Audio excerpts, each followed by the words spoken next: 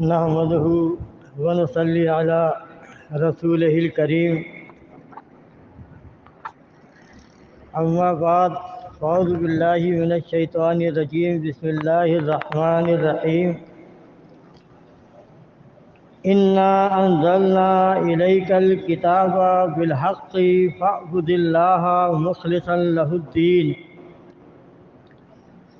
الا للہ الدین الخالص والذین اتخذوا من دونه اولیاء ما نعبدهم الا ليقربونا الى الله زلفى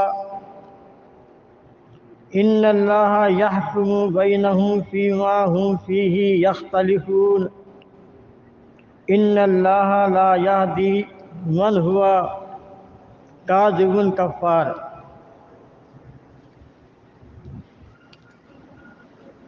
سورۃ الزمر کی یہ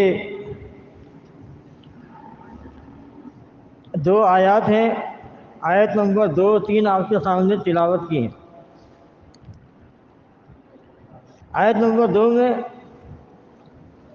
اللہ تبارک و تعالیٰ نے اپنی کتاب کا ذکر کیا کہ ہم نے اس کتاب کو نازل کیا۔ الیک کا نبی علیہ السلام کو کہا جا رہا ہے تمہاری طرف۔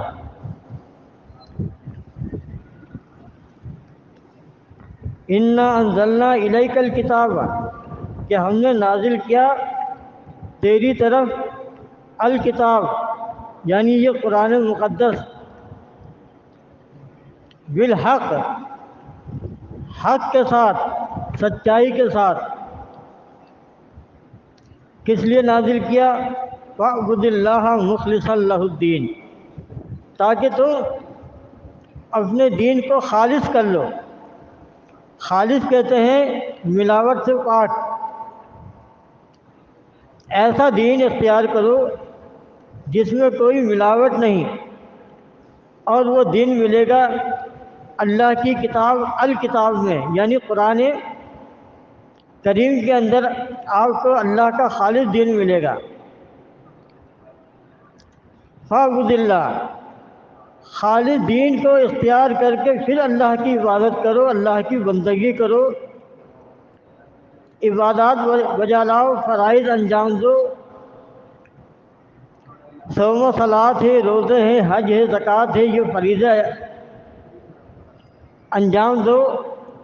لیکن فاعبد اللہ مخلصا لہ الدین، شرط یہ ہے کہ دین کو خالص کر کے اللہ کی بندگی کرنی ہے۔ اگر خالص نہیں ہوگا، ملاوٹ ہے، تو پھر اللہ تبارک و تعالیٰ کیا جو ہے ہیر پھیر، زیادہ چالاکی، ہوشیاری، ڈبلنگ اور ٹرپلنگ نہیں چلتی۔ وہ تو انسان ہے، دھوکے میں آ جاتا ہے، فریب میں آ جاتا ہے، اور نقلی مال کو اصلی مال سمجھ کے استعمال کر جاتا ہے۔ لیکن اللہ تبارک و تعالیٰ کے ہاں وہی دین قبول ہوگا، مقبول ہوگا جو خالص دین ہو۔ اب خالص دین کیا ہے؟ جس کے لیے اللہ نے کتاب نازل کی، وحی اتاری، جس کو ہم کہتے ہیں قرآن و سنت، یہ ہے خالص دین۔ فرمایا الا للہ الدین الخالص، یعنی قرآن و سنت خالص دین ہے۔ باقی جو کچھ ہے ان کی حیثیت ان کے مرتبے اور مقام کے لحاظ سے، مثال کے طور پر اہل علم کے اقوال ہیں، ان کی رائے ہے، وہ اپنی جگہ، ہر شے اپنی جگہ، لیکن مقدم رکھا جائے گا اللہ کی کتاب کو، اور اس کے بعد نبی علیہ السلام کی سنت کو، یہ مقدم ہے۔ باقی جتنی چیزیں دین کے اندر ہیں ان کی حیثیت ان کے بعد کہیں جا کرے۔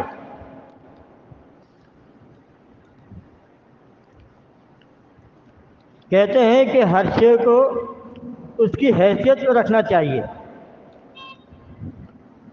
جب بندہ ہر چیز کو اس کی حیثیت پر رکھے گا تو وہ کامیاب رہے گا. حیثیت سے مراد باپ کا، والد کا، والدین کا اپنا مقام ہے، اپنی حیثیت ہے. ان کو اسی حیثیت پر رکھنا چاہیے، اس سے نیچے نہیں گرانا چاہیے، نہ ان کو اوپر لے جانا چاہیے اس سے زیادہ.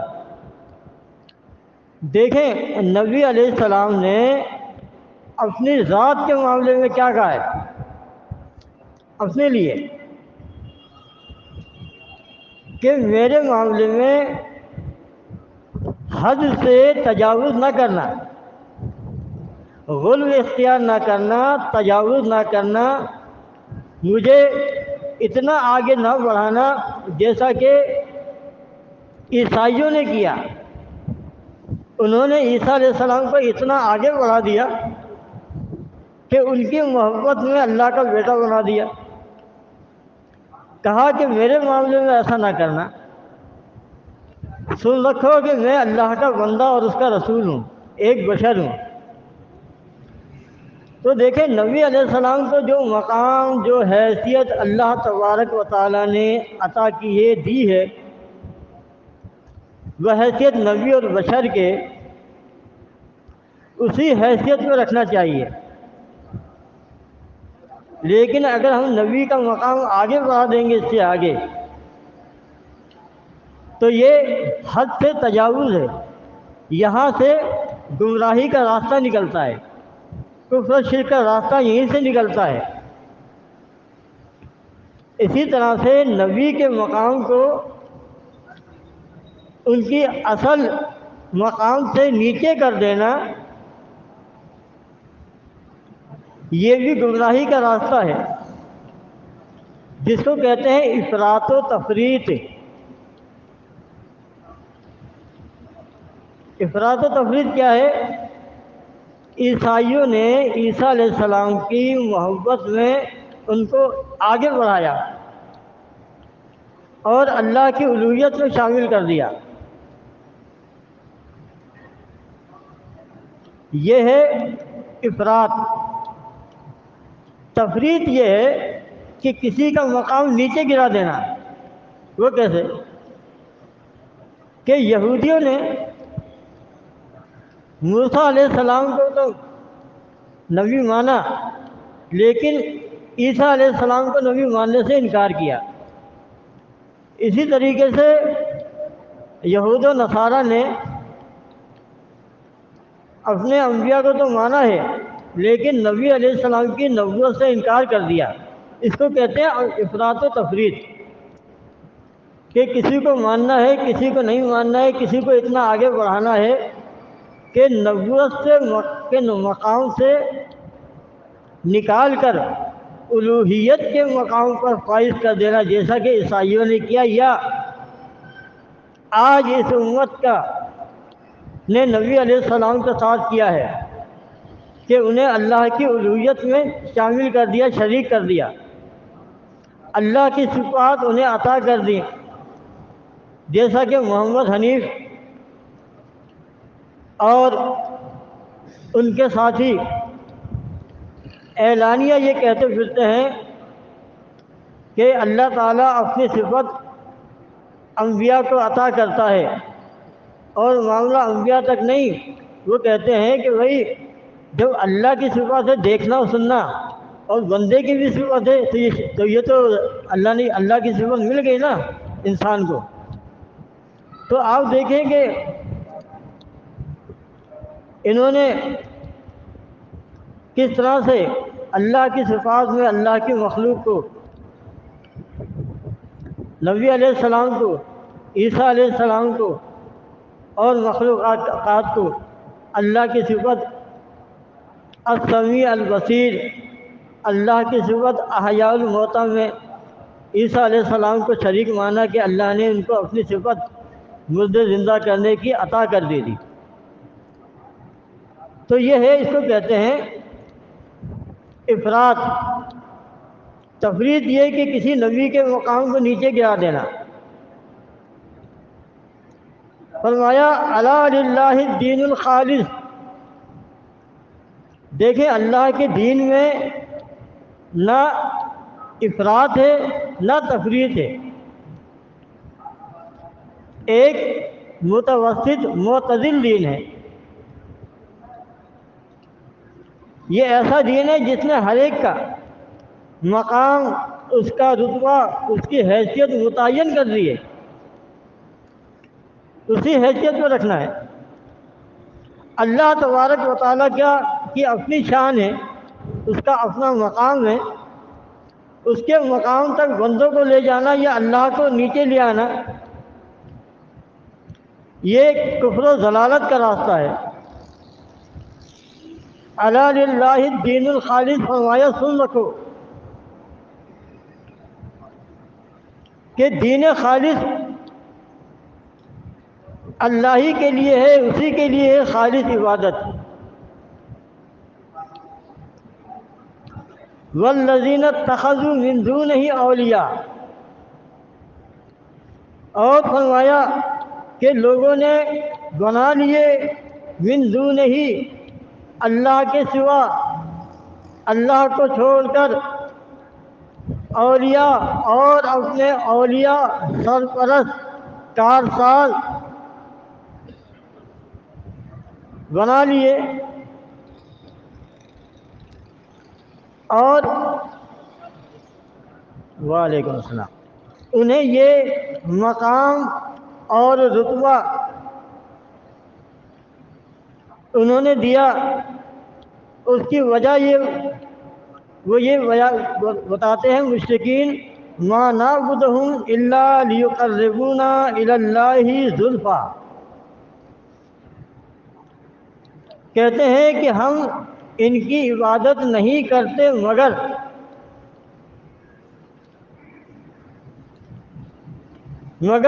یہ اللہ کے مقرب ہیں، اللہ کے قریب ہیں۔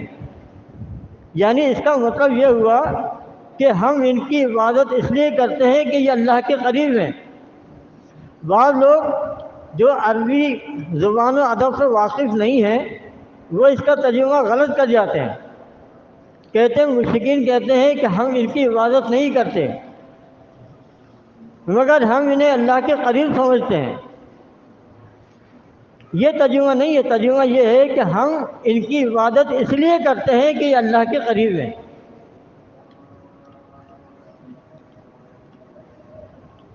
ما جو ہے یہ نافیہ ہے، ما نعبدہم، اس کا مطلب یہ ہے کہ ہم ان کی عبادت نہیں کرتے، الا، یہ حرف استثناء ہے، اس کا مطلب یہ ہے کہ مگر اس لیے کرتے ہیں لیقربونا الی اللہ زلفی، کہ یہ اللہ کے قریب ہیں۔ جیسے کلمہ ہے نا، کلمہ میں لا کلمہ جو ہے نفی کا ہے، لا الہ، کوئی الہ نہیں، الا اللہ کا مطلب یہ ہے کہ مگر اللہ جو ہے وہ ہمارا الہ ہے۔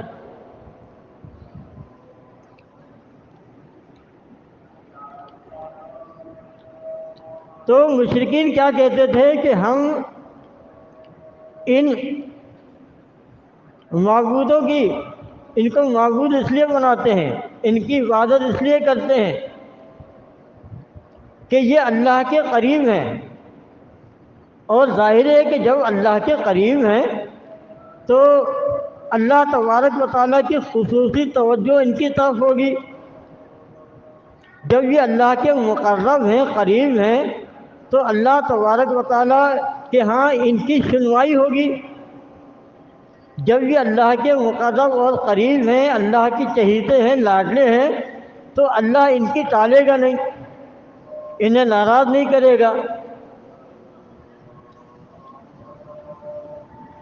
تو یہ ان کا عقیدہ تھا، اور اس عقیدے کے تحت وہ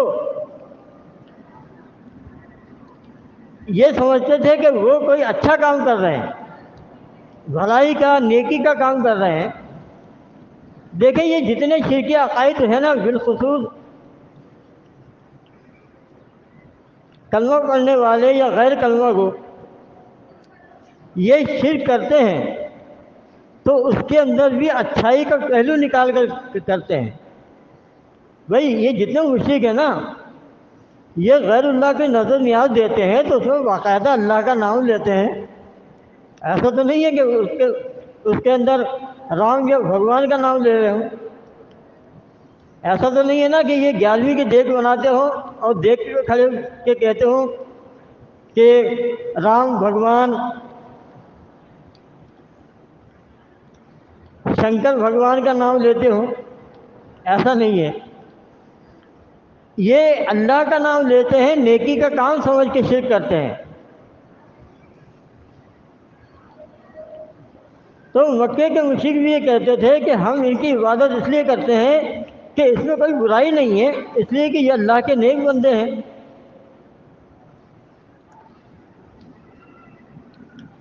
فرمایا ان اللہ یحکم، بے شک اللہ فیصلہ کر دے گا بینہم ان کے درمیان، فی ما ہم فیہ یختلفون، جن معاملات کے اندر یہ اختلاف کر رہے ہیں. ان اللہ لا یہدی من ہوا کاذب کفار، اور اللہ اس شخص کو جو جھوٹا ہے اللہ پہ بہتان لگاتا ہے کہ یہ اللہ کے مقرب ہیں. اللہ نے کب کہا یہ میرے مقرب ہیں؟ اللہ نے کب کہا کہ یہ میرے دربار میں سفارشی ہیں؟ سورہ یونس کے اندر اللہ تبارک و تعالیٰ کیا فرماتا ہے؟ فرمایا کہ وَيَعْبُدُونَ،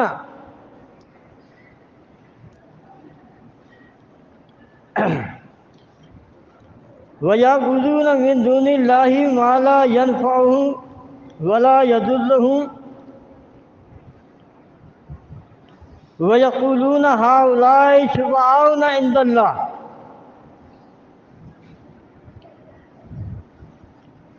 کیا کہتے ہیں مشرکین؟ اللہ تبارک و تعالیٰ ان کے شرکیہ عقائد کی نشاندہی کرتا ہے. اللہ تعالیٰ ہمیں بتا رہا ہے کہ دیکھو ان کا شرک کیا ہے. ان کا شرک یہ ہے کہ یہ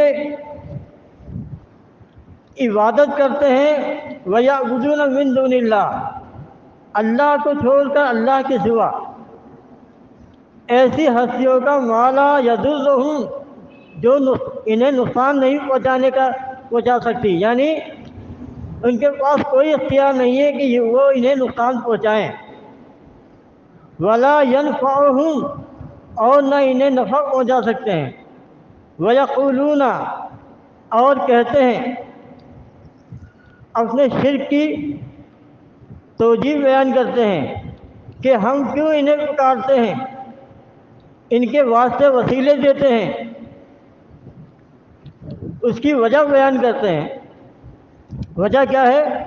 ہؤلاء شفعاؤنا عند اللہ،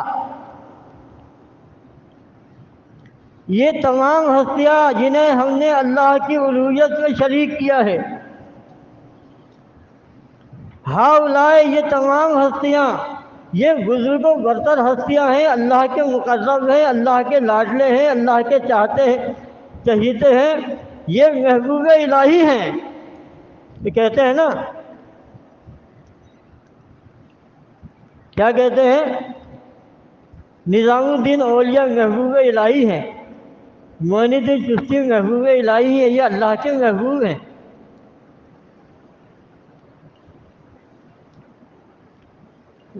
وہ ظاہر ہے کہ جب بندہ کسی کو الوہیت کے منصب پر فائز کرے گا تو اس کے بارے میں یہ تو کہے گا نا کہ یہ اللہ کے لاڈلے ہیں، چہیتے ہیں، محبوب ہستیاں ہیں. بھائی ایسا تو نہیں ہے نا کہ کوئی شیطان کے بارے میں، ابلیس کے بارے میں یہ عقیدہ رکھے کہ یہ اللہ کا بڑا لاڈلا چہیتا ہے، محبوب ہے. کوئی یہ نہیں کہتا کہ شیطان جو ہے محبوب سبحانی ہے. محبوب سبحانی کسے کہتے ہیں؟ پیر شیخ عبد القادر جیلانی محبوب سبحانی ہیں، یعنی ان ہستیوں کو جنہیں یہ بڑا بلند مرتبہ عطا کرتے ہیں اور اللہ کی الوہیت میں شریک کر دیتے ہیں، اور پھر کہتے ہیں ہؤلاء شفعاؤنا عند اللہ،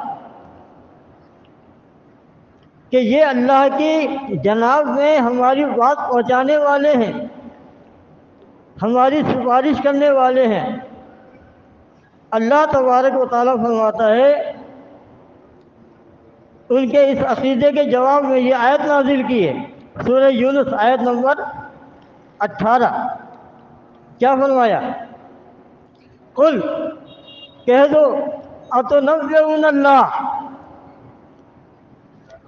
کہ تم اللہ کو خبر دے رہے ہو، اللہ کو بتا رہے ہو۔ قل اتنبئون اللہ بما لا يعلم في السماوات ولا في الارض، کہ جسے اللہ نہ دنیا میں جن کا کوئی وجود ہے، نہ اللہ کے علم کے مطابق دنیا میں کوئی ایسی ہستی ہے جو اللہ سے منوا لے، اللہ کے آگے سفارش کر سکے۔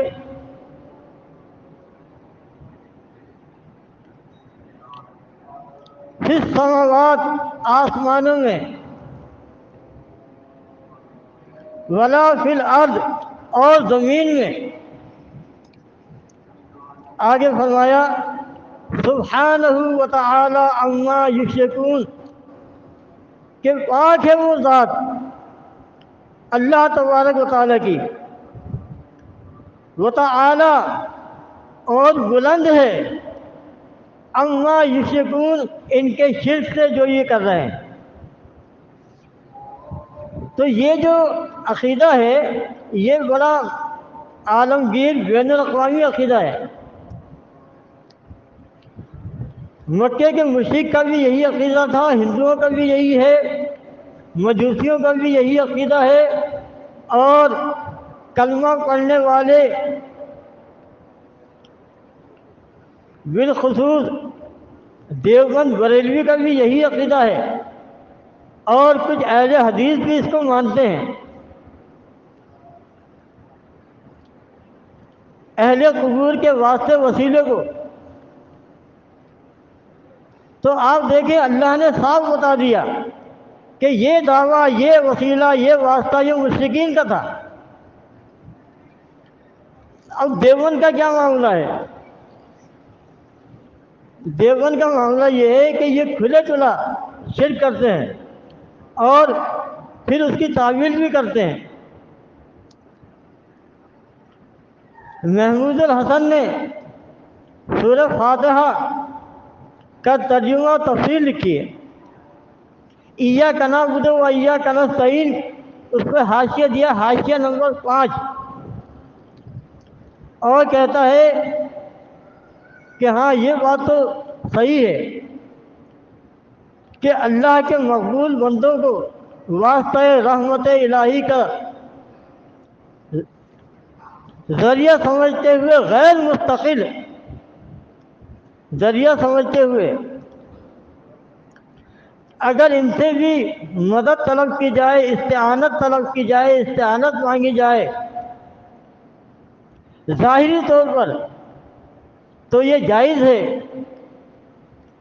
اب آپ دیکھیں کہ شرک کے لیے علماء دیوبند نے، کیونکہ یہ علماء دیوبند کا مرغوب پسندیدہ عقیدہ ہے، اہل قبور کا واسطہ وسیلہ دینا، ان کو پکارنا مرغوب عقیدہ ہے، پسندیدہ عقیدہ ہے۔ اور یہ کس آیت کے جو کی تفسیر میں؟ ایاک نعبد و ایاک نستعین کی تفسیر میں کہتے ہیں کہ ظاہری طور پر اگر ان سے مدد مانگ لی جائے تو یہ جائز ہے۔ اب آپ دیکھیں اس نے کیسا گھمایا۔ اگر آپ پکڑ کریں گے تو یہ کہے گا کہ بھئی ہم نے تو یہ کہا ہے کہ غیر مستقل، یعنی انہیں مستقل نہیں پکارنا ہے یا علی مدد یا رسول مدد، غیر مستقل یعنی کبھی پکار لیا کبھی نہیں۔ اور وہ کہتے ہیں کہ غیر حقیقی یعنی انہیں پکارا یا رسول مدد یا علی مدد، مدد کے لیے، اولاد کے لیے، لیکن حقیقی سمجھ کے نہیں، غیر حقیقی سمجھ کے، غیر مستقل، ظاہری طور پر۔ اب آپ دیکھیں کہ کتنا بات کو گھمایا اپنے شرک کو عین حق ثابت کرنے کے لیے۔ اور پھر آگے لکھتے ہیں کہ یہ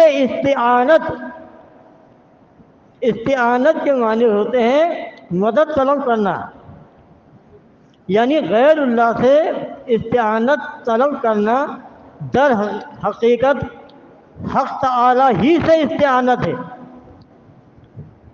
جب غیر اللہ کو پکارنا اللہ ہی سے مدد مانگنا ہے تو پھر یہ غیر مستقل، ظاہری، غیر حقیقی کے الفاظ کیوں استعمال کیے؟ مجھے بتائیں کیا اللہ سے مدد مانگی جاتی ہے، پکارا جاتا ہے تو غیر حقیقی سمجھ کے، غیر مستقل سمجھ کے، ظاہری سمجھ کے؟ ایسا نہیں ہے۔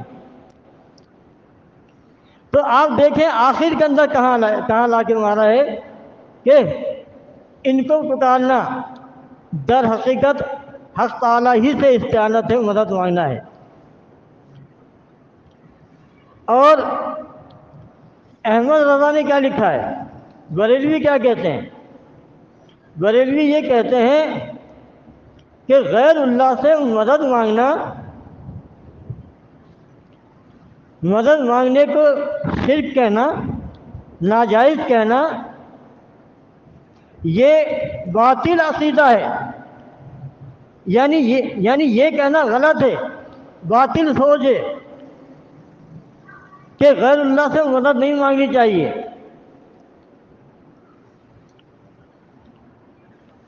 پھر وہ لکھتا ہے کہ اللہ کے نیک بندوں سے مدد مانگنا در حقیقت حق تعالی ہی سے مدد مانگنا ہے۔ اب یہاں دیوبند بریلوی دونوں ایک ہو گئے،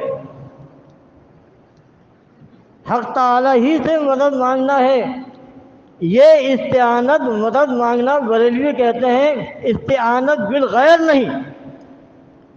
یعنی اگر کوئی یہ کہے کہ یا غوث مدد یا علی مدد کے مشرکانہ نعرے لگائے تو یہ در حقیقت اللہ سے مدد مانگنا ہے، غیر سے نہیں۔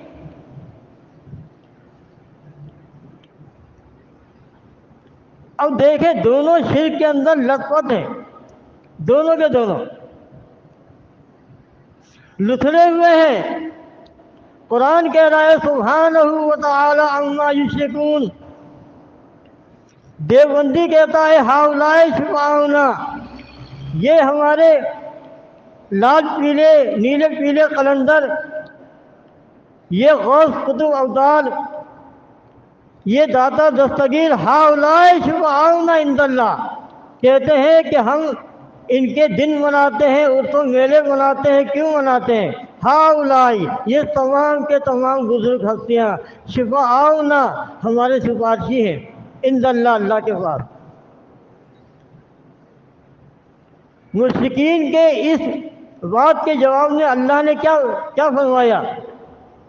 سبحانہ وتعالی عما یشرکون، کہ پاک ہے اللہ کی ذات اور بلند ہے ان کے شرک سے۔ اب دیکھیں دونوں شرک میں مبتلا ہیں، لیکن ان دونوں فرقوں کو، دیوبندی اور بریلیوں کو، خوراک کون دے رہا ہے؟ ان کی مدد کون کر رہا ہے؟ ان کو غذا کون فراہم کر رہا ہے؟ ان کو غذا فراہم کرنے والے یہ روایت پرست، یہ اہل حدیث ہیں، یہ سعودی ہیں، اہل حدیث ہیں۔ یہ ان کے سلف صالحین کہلاتے ہیں۔ ابن تیمیہ یہ کہتے ہیں کہ مردے کے سننے میں، قبر میں پڑی لاش کے دیکھنے میں، سننے میں تو کوئی کلام نہیں، یہ دیکھتا بھی ہے سنتا بھی ہے، لیکن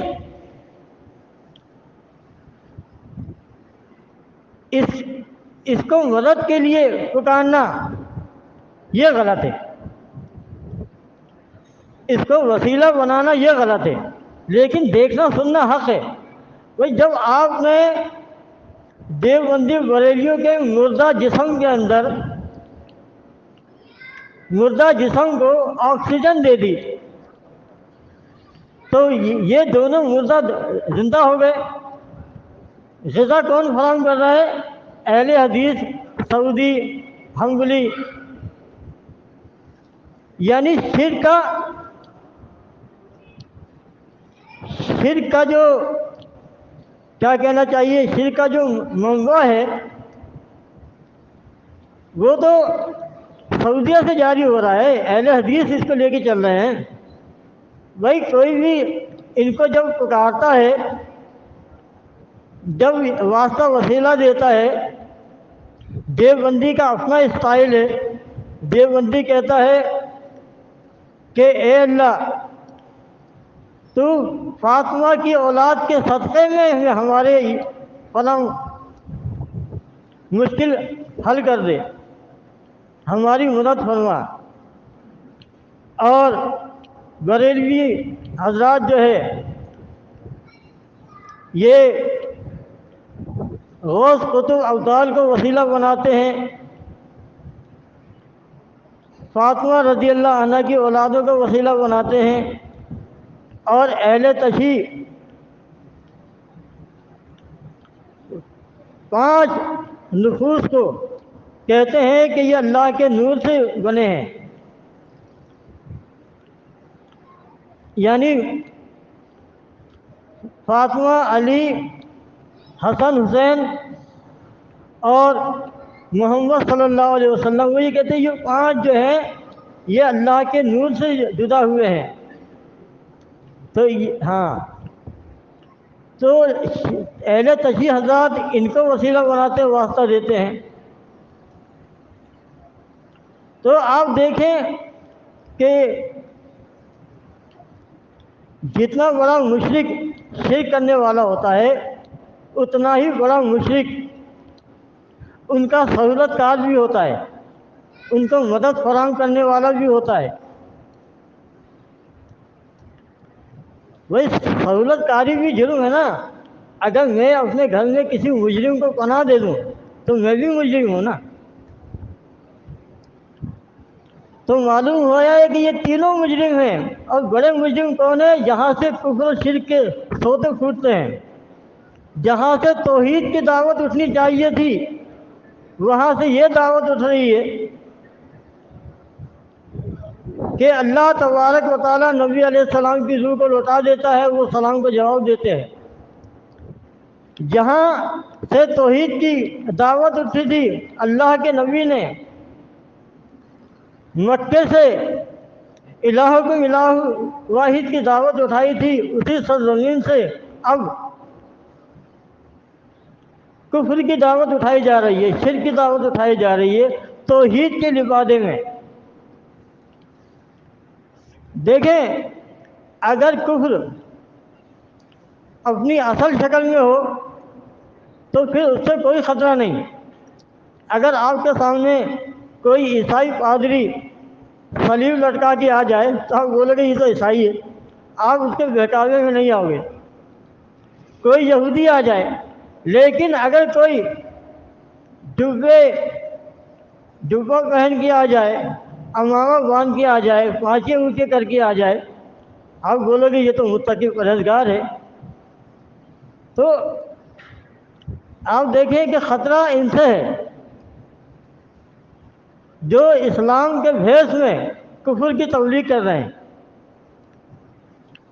ہمیں ہندوؤں سے خطرہ نہیں ہے، ہم جانتے ہیں کہ ہندو کافر ہے۔ ہمیں یہودی سے خطرہ نہیں ہے کہ ہم جانتے ہیں یہودی کافر ہے، عیسائی کافر ہے۔ کیونکہ ڈر خطرہ کس سے ہے؟ ان سے ہے جنہوں نے اسلامی لبادے میں کفر کی، جو اسلامی لبادہ اوڑھ کر کفر پھیلا رہے ہیں۔ لوگ اس لیے مان لیتے ہیں کہ یہ تو بڑے علامہ ہیں، قرآن کے بہت بڑے حافظ ہیں، قاری ہیں، علامہ ہیں، لوگ اس لیے ان کی بات مان لیتے ہیں۔ تو میں یہ عرض کر رہا تھا کہ اللہ تبارک و تعالیٰ نے تعارف کرایا اور کہا کہ اللہ کی ذات پاک ہے، ان کے شرک سے اور بلند ہے۔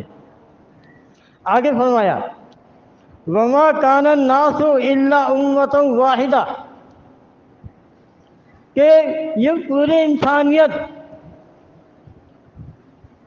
ایک امت تھی۔ امت کہتے ہیں گھروں کو، یعنی ان کے اندر مذہبی دینی کوئی فرقہ نہیں تھا، ایک امت تھے، ان میں کوئی کفر شرک نہیں تھا، ایک امت تھے، ایک اللہ کی عبادت کرنے والے، امت واحدہ۔ پھر بعد میں کیا ہوا؟ فاختلفوا، پھر ان میں پھوٹ پڑ گئی، اختلاف ہو گیا۔ نوح علیہ السلام کے دور کے اندر آپ دیکھیں کہ شرک آ گیا، اور شرک کہاں سے آیا؟ حدیث میں آتا ہے قوم نوح کے لوگ جب ان کے 5 اولیاء اللہ سمجھے جانے والے، نیک بزرگ سمجھے جانے والے 5 ود، سوا، یغوث، یعوق اور نصر، جب یہ مر گئے تو قوم نوح جو ہے ان کی قبروں سے وابستہ ہو گئے، ان کی قبروں پر عبادت کرنے لگے، اعتکاف کرنے لگے۔ عاکفوا علی قبورہم، یہ اعتکاف جو ہے عبادت کے لیے کیا جاتا ہے نا۔ تو آپ دیکھیں پہلی مشرک قوم نوح علیہ السلام کی شرک کہاں سے آیا؟ اسی قبر پرستی کے ذریعے سے، اور یہ آخری امت ہے، اس کے اندر بھی شرک آیا قبر پرستی کے ذریعے سے۔ تو اللہ نے کیا فرمایا کہ یہ ایک امت تھے، ایک عقیدہ تھا، اللہ کی عبادت، اللہ اکیلا ہے، کوئی فرقہ واریت نہیں تھی۔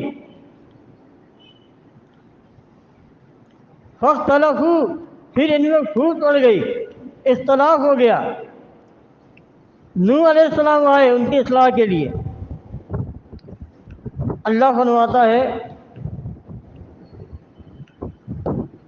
کہ آج جو یہ شرک کر رہے ہیں، دیکھو قوم نوح تو غرق کر دی گئی، سارے مشرک مار ڈالے گئے، ہلاک کر ڈالے گئے۔ مما خطیئاتہم اغرقوا فادخلوا نارا، انہوں نے خطا کی، شریک بنایا، اور وہ غرق کر دیے گئے اور آگ میں داخل کر دیے گئے۔ اس کے بعد پھر ان کی نسل چلی جنہیں اللہ نے کشتی میں سوار کر کے اہل ایمان کو بچا لیا تھا، پھر ان سے انسانی نسل چلی، پھر بگاڑ پیدا ہوا، پھر شرک آ گیا۔ اللہ فرماتا ہے یہاں تک کہ پھر مکے کے مشرکین کا ذکر چل رہا ہے، انہی کے حوالے سے بات ہو رہی ہے۔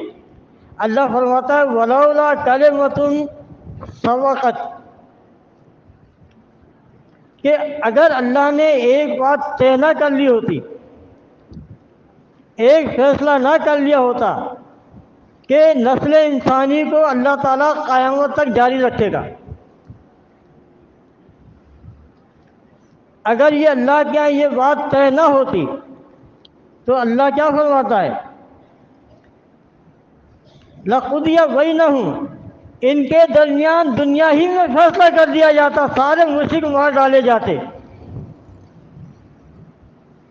یہ سارے مشرک حیات النبی کے ماننے والے، حیات القبر کے ماننے والے، میت میں زندگی ماننے والے، حیات ماننے والے، قرآن کا کفر کرنے والے، مردہ لاشوں کو اللہ کا شریک بنانے والے، زندہ الحی بنانے والے، سمیع و بصیر بنانے والے، یہ سارے مشرک مار ڈالے گئے جاتے، دنیا میں ان مشرکوں کا وجود ہی ختم ہو جاتا۔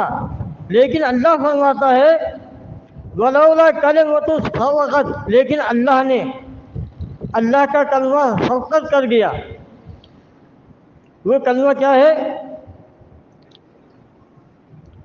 کہ اللہ تعالیٰ انسانی نسل کو قیامت تک چلائے گا۔